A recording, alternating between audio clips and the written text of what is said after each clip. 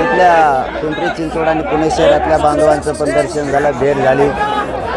1-2 घंट्यापासून आम्ही सगळ्यांना भेटतोय आणि सगळा मराठा समाज एकत्र आहे. लढाई आम्ही जिंकणार आहेत आणि आता रायगडाचा आशीर्वाद घेऊन आंतरवालीकडे निघालो. शेवटचा प्रश्न की छगन भुजबळांनी प्रत्येक आमदाराच्या घरासमोर जाऊन आंदोलन करण्याचा निर्णय घेतलेला आहे आणि त्याचप्रमाणे देवेंद्र फडणवीस यांनी सुद्धा सांगितलं की फक्त ज्यांच्या नोंदी आहेत त्यांनाच आरक्षण देणार म्हणून. एकंदरीत तुम्ही वाशीमध्ये आतापर्यंतची भूमिका वेगळी होती, तुम्ही बाहेर पडल्यानंतरची भूमिका वेगळी, काय सांगा?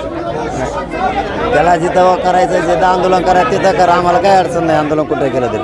आणि त्यांची भूमिका बदलणार नाही, काय नाही, सगळं व्यवस्थित होईल. एकदा कायदा पारित होईपर्यंत आम्हाला सगळं व्यवस्थित होईल. धन्यवाद.